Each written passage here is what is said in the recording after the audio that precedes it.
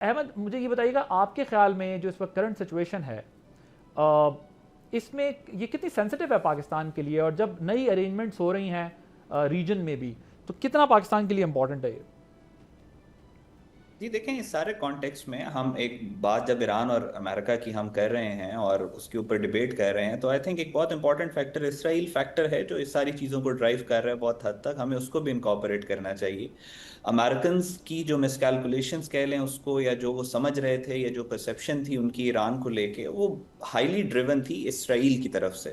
اور اسرائیل کے پش کرنے کے اوپر ہی امریکہ نے اس جنگ کے اندر وہ شامل ہوئے ہیں. اس میں ان کے اپنے اندر کے پولیٹیکل فیکٹرز ہیں، ایپیک لابی ہے امریکہ کے اندر، امریکہ کے اندر انفلوئنس ہے آف جو اسرائیلی لابی ہے اس کا، اور پھر مڈ ٹرم الیکشنز بھی ہیں، اور پاور کوریڈورز کے اندر جو اسٹرینتھ ہے ابھی بھی اسرائیلیز کی وہ بہت زیادہ ہے.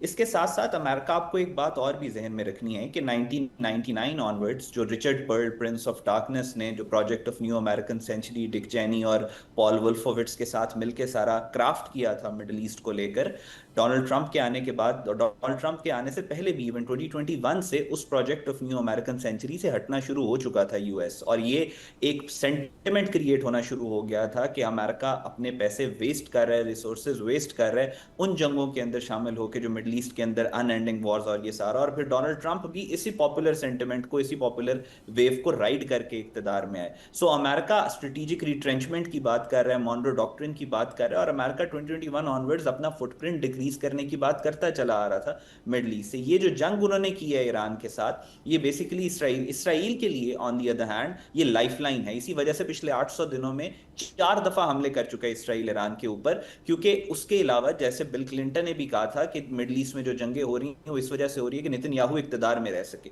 سو اقتدار میں رہنے کی صرف یہ جنگ. ابھی ایک اسٹریٹجک مائنڈ سے اگر آپ بات کریں یا آپ اس کا انالیسز مانگے تو وہ آپ کو یہی کہے گا کہ اگر مڈل ایسٹ کے اندر ایک پیس آ جائے کم سے کم اگلے آنے والے 24 مہینوں یا 36 مہینوں کے لیے، تو اسرائیل کے لیے، اسپیشلی نتن یاہو کے لیے سروائیول بہت زیادہ ڈیفیکلٹ ہو جائے گا. اس وجہ سے آئی تھنک پاکستان کے لیے بھی اور دنیا کے لیے مڈل ایسٹ کے لیے پینیکل ہے، یہ پینیکل امپورٹنس ہے اس بات کی کہ مڈل ایسٹ کے اندر امن ہے، مڈل ایسٹ کے اندر پیس ہے، اور وہ ایک سسٹینیبل پیس کی طرف جائے.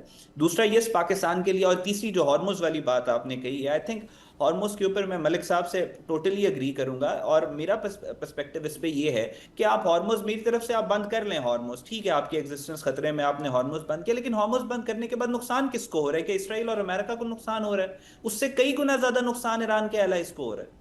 سو آئی تھنک یہ میں پہلے بھی یہ بات کر رہا تھا کہ یہ جو ہارموز ہوگا ایران کے نہیں، لیے یہ اس میں احمد ایک مسئلہ ہے نا، میں اکنامکلی تو آپ سے اگری کر رہا ہوں، میرے خیال ہے چشتی صاحب بھی آپ سے اگری کریں گے. ہم تو بات یہ کر رہے ہیں کہ اس نے جس اسٹریٹجی کے تحت بند کیا ہے اس سے امریکہ اور اسرائیل کے پر دنیا کا، اسرائیل پہ نہ بھی ہو، امریکہ پہ تو دنیا کا بہرحال پریشر ہے. مڈل ایسٹ بھی ان کو انگیج کر رہا ہے، ہم بھی انگیج کر رہے ہیں، ہم بھی امریکنز کو سمجھا رہے ہیں، ایرانیوں کو سمجھا رہے ہیں، چائنیز نے بھی آئی ایم شور ان کو کہا ہوگا، ان کا بھی ریلائنس ہے. سو اٹس ناٹ اباؤٹ کہ وہ امریکہ کو لاس یا پروفٹ ہو رہا ہے. انہوں نے ایک ڈیٹرنس کریٹ کر لی جو کہ امریکہ جیسی ایک سپر پاور نے نہیں سوچا تھا کہ ہم وار کرنے جائیں گے تو وہ ہمیں جو ہے وہ جاتے جاتے اٹکا لیں گے کسی چیز کے اندر. جی تھوڑا سا اس کو لاجیکل اگر آپ اس طرف لے کے چلے جائیں تو آپ یہ دیکھیں کہ پریشر کیا ہے امریکہ پہ کہ دنیا کو اس بحران سے نکالنے کا. وہ بحران یعنی دنیا، آسٹریلیا تک جو پرائس انکریز ہو رہی ہے آئل کی، جس سے غریب آدمی سفر کر رہا ہے، پھر اس کا قصوروار یہ پرسیپشن ڈومین میں آپ یہ دیکھیں، اگر 2 سال کے بعد اس پہ کتاب لکھی جائے گی تو یہ لکھا جائے گا کہ ایران نے ہارموز بند کی جس سے پوری دنیا افیکٹ ہوئی، اور امریکہ نے پھر ہارموز کھلائی. تو آپ نے تو امریکہ کو ہیرو بنا دیا. مگر اس میں یہ بھی لکھا جائے گا نا کہ امریکہ نے امپوز کی وار ایران کے اوپر، یہ بھی تو ہسٹری میں لکھا جائے گا. یہ انڈائریکٹ ہو گیا. ڈائریکٹ یہ ہوگا کہ امریکہ نے ہارموز کھلوا دی اور ایران نے بند کر دی. میرا صرف کہنا یہ ہے، اچھا یہ بڑی انٹرسٹنگ ڈیبیٹ ہے، بیکاز پھر یہ بھی کہا جائے گا نا کہ 7 مہینے پہلے مذاکرات کر کے، بات کر کے، پھر ڈائلاگ کے بیچ میں اٹیک کر دیا. بڑا انٹرسٹنگ سینیریو ہوگا. ہاں اگر امریکن ہسٹورین ہوگا تو ایسے ہی لکھے گا، ایشین ہسٹورین ہوگا تو دونوں کی بات کر دے گا. نہیں میں نے اگین احمد ملک صاحب میں آتا ہوں آپ کی طرف. میں جو پوائنٹ کلیئر کرنا چاہ رہا ہوں، میں کہہ رہا ہوں میں یہاں تک اگری کر رہا ہوں کہ اس سے پوری دنیا، میں نے تو یہ بھی کہا پوری دنیا کا لاس ہو رہا ہے، ریجن کا لاس ہو رہا ہے. میں یہ کہہ رہا ہوں کہ اس نے ایک اسٹریٹجی کے طور پر اتنی بڑی سپر پاور کو اس میں ہک کر لیا، وہاں سٹک کرا دیا.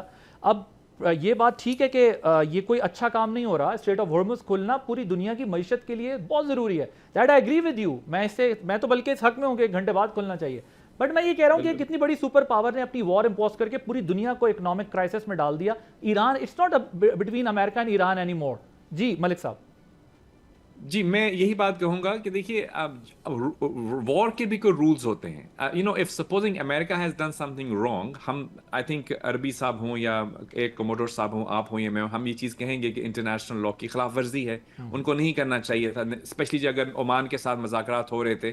تو اس کے اوپر اگر ہم ہسٹری لکھیں گے 10 سال کے بعد, ہم یہی کہیں گے وی ول بی ان اگریمنٹ کہ یہ غلط تھا. لیکن ہم یہ کبھی بھی جسٹیفائی نہیں کر سکیں گے جو ایران نے کیا. یعنی آبنائے ہرمز کو بلاک ایران نے کیا ہے, یہ چیز آپ کو ذہن میں رکھنا ہے.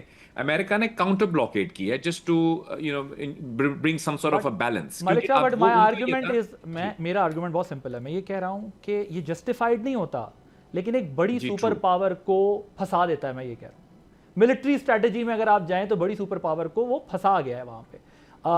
جسٹیفائڈ تو کسی صورت بھی نہیں ہے. ایک گلاس پانی بھی کسی کا بند کرنا جسٹیفائڈ نہیں. ہم مسلمانوں کا تو ایمان ہے کہ پانی جو ہے وہ انٹرنیشنل واٹرز پہ جو کچھ بھی ہو رہا ہے ہونے دیا جائے.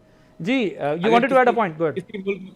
اگر کسی ملک میں فار ایگزامپل کچھ پرابلمز ہو رہی ہوں اور کچھ اینٹیز وہاں پہ جا کے ٹیررزم شروع کر دیں, بامبنگ شروع کر دیں, ہم اس کو جسٹیفائی تو نہیں کر پائیں گے نا. That's like I would say negative act. ٹھیک ہے, تو یہ بھی جو ہے اگر آپ ایک طرف آپ یہ کہہ رہے ہیں پاکستان آپ کا دوست ہے, مخلصانہ کوشش کر رہے ہیں امن کی, امن کی اس کو سپورٹ کرنے کے بجائے آپ بلاک کر رہے ہیں. لیکن Malik sahab it's not fair world. Malik sahab it's not fair world. Weapons of mass destruction کی آڑ میں بھی bombing is not justified. So unfortunate ہے, پاور ایکسرسائز کر رہے ہیں سب اپنی. جی Chishti sahab you wanted to add a point. جی میں صرف یہ کہہ رہا ہوں کہ مجھے نہیں سمجھ آتی کہ ہم ایتھکس morality ہم کسی ایک طرف تو کر ہی نہیں سکتے. ایتھکس morality تو پھر یہ ہے کہ انٹرنیشنل اٹامک انرجی کمیشن نے 2015 سے 18 تک وزٹ کیے تھے کئی, اور کوئی اتنی سیریس وائلیشن نہیں ہوئی تھی. پھر ایتھکس morality یہ ہے کہ NPT پر ایران نے سائن کیا ہوا ہے, اسرائیل نے نہیں کیا ہوا. جو 2 حملہ کرنے والے ممالک ہیں وہ بنیادی طور پر دونوں آلموسٹ اسٹیبلشڈ نیوکلیئر ہیں. تھوڑا سا پہلے ایک اسرائیلی ایک منسٹر تھے, ان سے پوچھا گیا تھا کہ it is said that you have 100 nuclear bombs. اس نے اس کا سو واٹ. تو پھر سو واٹ پھر اس کا مطلب ہے کہ اب سلیکٹو ہم ایتھکس morality نہیں کر سکتے.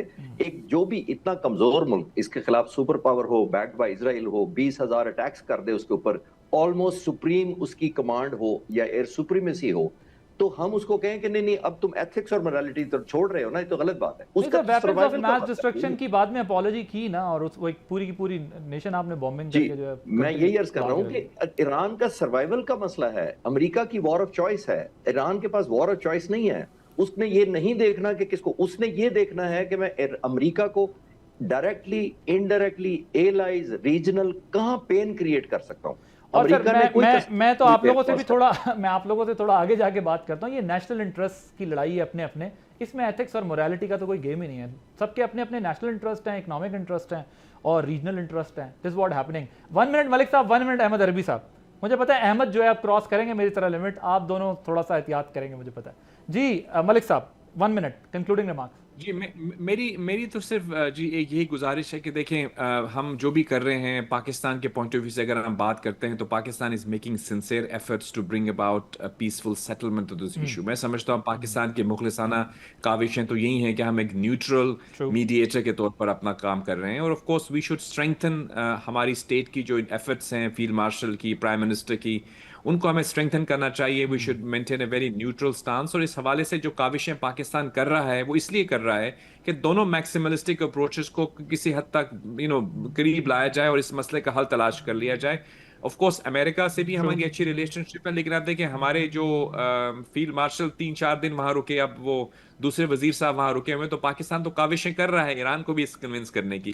ایران والے دوست تھے وہ نہیں آئے تھے اسلام آباد, امریکہ تو آنے والے تیار تھے. تو اوبیسلی اب ہم امید کرتے ہیں کہ یہ مسئلہ حل کی طرف جائے گا, دونوں اپنی اپنی پوزیشنز میں فلیکسیبلٹی لے کر آئیں گے تاکہ اس خطے میں امن بحال ہو. That is the goal of Pakistan, and I hope کہ جس طرح میں نے ٹاک شو میں آپ 3 پاورز کے ہوتے ہوئے جو ہے وہ میڈیشن والا رول پلے کیا ہے کہ دونوں سائڈز کے فلاز سامنے رکھے ہیں کہ یہ فلاز ہے. But I agree with you, ہمیں اپنے نیشنل انٹرسٹ کو پروٹیکٹ کرنا چاہیے بینگ پاکستانی, کہ پاکستان کی ایز اے کنٹری جو ایفرٹس ہیں وہ ریکگنائز ہو بھی رہی ہیں, اور ہمیں بھی اس کو پروٹیکٹ کرنا چاہیے کہ ہم دونوں کو یہ بتائیں کہ آپ کہاں غلط ہیں کہاں صحیح ہے. جو ہمارا رول ہے میڈیشن میں, اگر وہ ہماری اوپینین لے رہے ہیں, اور اگر صرف ہمارا پلیٹ فارم ہے تو وہ بھی پاکستان کے لیے تو قابل عزت بات ہے. Ahmed 1 minute please.